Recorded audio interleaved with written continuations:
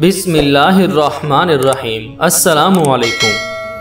ایک زبردست آزمائش اور زبردست فیصلہ۔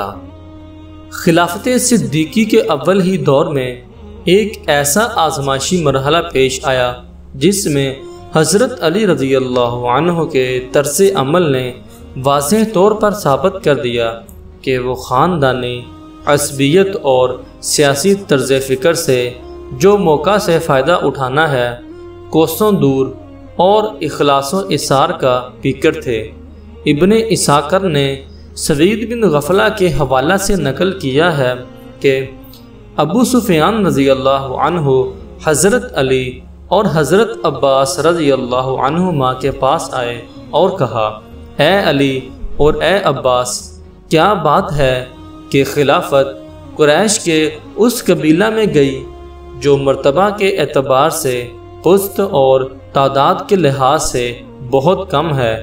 بخدا اگر تم دونوں آمادہ ہو تو ہم مدینہ کو اپنے حامیوں اور معیدین کے لشکر سے بھر دیں۔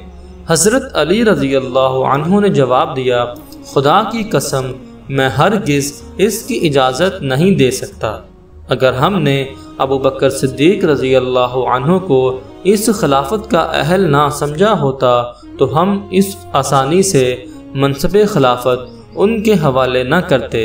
اے ابو سفیان، اہل ایمان کا شعار خلوص و صداقت ہے۔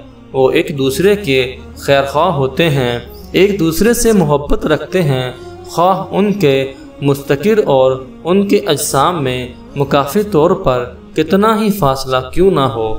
قلب و زبان کا توافت اور قول و عمل کا تضاد منافقین کا شیوا ہے۔